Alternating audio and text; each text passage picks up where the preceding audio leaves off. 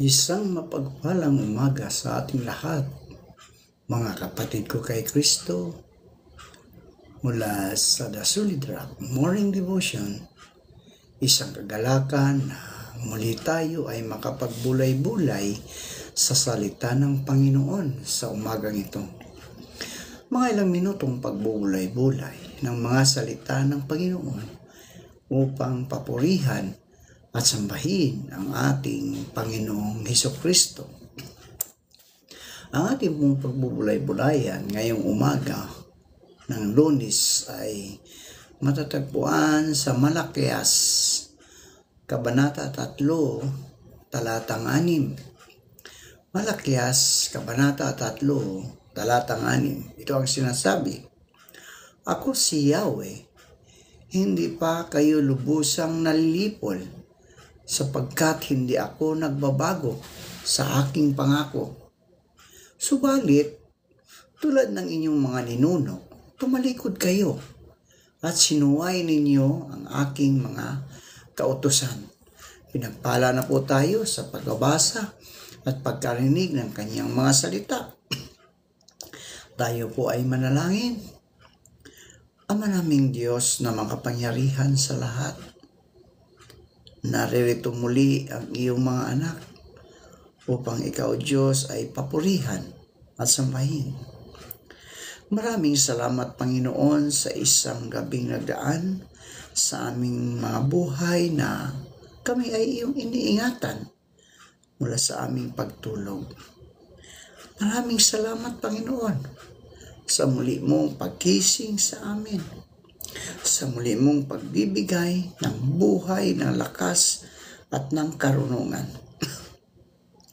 At sa umagang ito, O Diyos, patuloy kong inilalapit sa inyo ang aming mga kababayan na merong mga dinadalang karamdaman sa kanilang mga katawan. Pagalingin mo po sila, O Diyos, at ibalik mo ang lakas na nawala dahil sa karamdaman na kanilang taglay. Amin din inilalapit sa iyo, Panginoon, ang aming mga kaibigan na magsisihanda sa pagpasok sa kanilang mga trabaho. Ingatan mo sila sa pagbabiyahe, Panginoon. Naway sila, O Diyos, ay makarating ng maayos sa kanilang mga pinapasukang trabaho. Bagamat mayroong strike ngayon, Panginoon, ng mga jeepney, ng mga nobela, Panginoon, Lord, dalhin mo sila sa mga kaibigan naming nagtatrabaho na maluwalhati sa kanilang pinapasukan, Panginoon. At dalangin ko rin, O Diyos, sa mga kaibigan naming drivers na nag-strike, Panginoon, anuman ang kanilang kahilingan, Lord, ikaw nawa ang siyang magbigay sa kanila ng proteksyon, Panginoon, upang ang mga kahilingan ay kanilang matanggap, Panginoon, mula sa aming pamahalaan. Naway hindi magkaroon ng kaguluhan, Panginoon, ang strike na ito dahil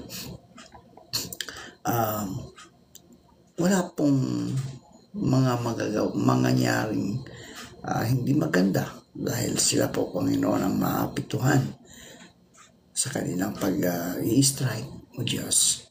Lord, tulungan mo po ang mga kababayan namin ito. Ibigay mo sa kanila ang kanilang mga pangangailangan, Panginoon. Kaya wala pong mga pasok ang mga paaralan dahil wala pong masasakyan dahil sa strike na ito, Panginoon. Ingatan mo po ang bawat isa sa amin upang kami, O Diyos, ay patuloy na makapaghanap buhay. Dalangin ko rin, Panginoon, ang mga kapulisan na siyang nagbabantay, naway bigyan mo sila ng kalakasan, karunungan, at hindi nawa magkaroon ng kaguluhan, Panginoon, ang mga kaganapan na strike ngayong umaga, Panginoon. Tulungan mo po sila at bigyan mo sila ng pasensya, Panginoon, sa kanilang trabaho, O Diyos. Amin din nilalapit sa inyo, O Diyos, ang mga kaibigan naming nagtatrabaho sa ibang bansa Patuloy mo po silang ingatan at gabayan, Panginoon. Bagamat malayo sila sa kanyang mahal sa buhay, Ikaw, Diyos, ang siyang patuloy na magbibigay sa kanila ng kalakasan, Panginoon, upang kanilang makapaghanap buhay sila doon na maluwalhati, O Diyos. Tulungan mo sila na mapagtagumpayan nila ang emosyon, Panginoon, dahil sa layo ng kanilang mga mahal sa buhay sa kanila. Panginoon, gayon din po ang mga naghahanap ng trabaho. Dalangin ko, Diyos, na makasusumpong sila ng magandang trabaho sa tulong ng banal mong Espiritu upang sila, O Diyos, ay magkaroon ng hanap buhay. Maraming salamat po, at ang lahat ng ito ay aming dalangin sa matamis na pangalan ni Jesus. Amen. Amen. Nagbabago ba ang isip ng Diyos? Ayan. Yun po ang pamagat ng ating pagbubulay-bulayan ngayong umaga. Nagbabago ba ang isip ng Diyos? Idineklara ng Malakias, Kabanata 3, talatang 6, sapagkat ako ang Panginoon ay hindi nagbabago. Kaya't kayo, o mga anak na lalaki ni Jacob, ay hindi na nga uubos. Sinasabi din sa Santiago, Kabanata 1, talatang 17, ang bawat mabuting kaloob, ang bawat mabuting kaloob at ang bawat sakdal na kaloob ay pawang buhat sa itaas na bumababa mula sa Ama ng mga ilaw, na walang pagbabago ni kahit anino man ng pag-iiba. Ang deklarasyon ng Bilang 23:19 ay napakaliwanag. Ang Diyos ay hindi tao na magsisinungaling, ni anak ng tao na magsisisi. Sinabi ba niya at hindi niya gagawin? Oo. Sinalita ba niya at hindi niya isasagawa? Hindi nagbabago ang isip ng Diyos. Ang mga talatang ito ang nagpapatunay sa katotohanan ito. Paano ngayon natin ipaliliwanag ang talatang gaya ng Henesis, Kabanata 6, talatang 6, kung saan sinasabi at nagsisisi ang Panginoon sa kanyang nilalang, na kanyang nilalang ang tao sa lupa at nalumbay sa kaniyang puso. Gayon din sa Hunas, Kabanata 3, talatang 10, kung saan mababasa ang ganito, at nakita ng Diyos ang kanilang mga gawa, na sila'y nagsihiwalay sa kanilang masamang lakad, at nagsisi ang Diyos sa kasamaan, na kanyang sinabing kanyang gagawin sa kanila at hindi niya ginawa. Bakit? Ayon sa Exodus, Kabanata 32, talatang 14, at pinagsisihan ng Panginoon ang kasamaan na kanyang sinabing kanyang gagawin sa kanyang bayan.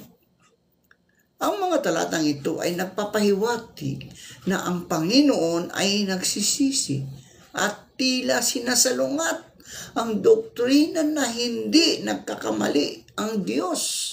Hindi nagkakamali ang Diyos.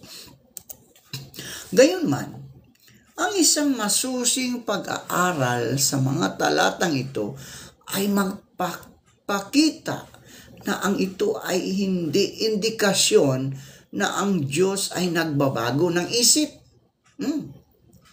So, ang original na salitang ginamit ng mga manunulat ng Biblia na isinalin na sa nagsisisi at nagbago ay ang expression sa salitang Hebreo na nangangahulugan na nalungkot tungkol sa isang bagay. Ang pagkalungkot tungkol sa isang bagay o pangyayari ay hindi nangangahulugan na may nangyaring pagbabago. Ipinahihiwatig lamang ng mga talatang ito ang pagkalungkot ng Diyos sa isang pangyayari. Tingnan natin sa Henesis 6, talatang 6. At nagsisisi ang Panginoon na kanyang nilalang ang tao sa lupa at nalumbay sa kanyang puso. Binanggit sa dulo ng talata na nalumbay ang puso ng Diyos.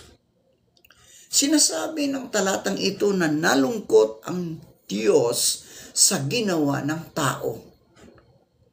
Gayunman, hindi niya binago ang kanyang desisyon. Sa halip, sa pamagitan ni Noe, pinayagan niya na magpatuloy ang lahi ng tao. Ang katotohanan na buhay tayo ngayon ay katibayan na hindi nagbabago ang isip ng Diyos sa paglikha niya sa tao. Gayon din, ang konteksto ng talatang ito ay ang paglalarawan ng makasalanang kalagayan ng tao na nagdulot ng kalumbayan sa Diyos. Hindi ng pagkakaroon ng tao. No? Tingnan natin sa Hunas, Kabanata 3, talatang 10. At nakita ng Diyos ang kanilang mga gawa, at sila'y nagsihiwalay sa kanilang masamang lakad, at nagsisi ang Diyos sa kasamaan na kanyang sinabing kanyang gagawin sa kanila, at hindi niya ginawa. Muli, ang salitang Hebreo na ginamit sa talatang ito ay nalungkot tungkol sa isang bagay. Bakit nalungkot ang Diyos para sa mga taga-Ninive? Dahil nagbago ang kanilang puso, at dahil doon sila ay nagbago mula sa pagsuway patungo sa pagsunod. Yun. No? So, hindi sinalungat ng Diyos ang kanyang sarili, mga kaibigan. Parurusahan ng Diyos ang Ninive dahil sa kanilang masamang gawa. Gayunman, nagsisi ang mga taga-Ninive at nagbagong buhay ang mga tao roon. No? Dahil dito, nahabag ang Diyos sa Ninive at ang kanyang aksyon, ito ay sumasang-ayon sa kanyang karakter bilang mahabaging Diyos. Itinuturo ng Roma 3:23 na ang lahat ay nagkasala at walang sinuman ang nakaabot sa pamantayan ng Diyos. So at ang ayon naman sa Roma 6:23, ang kabayaran ng kasalanan ay kamatayang pisikal at espiritual. Kaya nga ang mga tao sa Ninive ay karapat-dapat parusahan. Lahat tayo ay nahaharap sa parihong sitwasyon. Pinili ng tao ang magkasala at iyon ang pagpahiwalay sa kanya sa Diyos.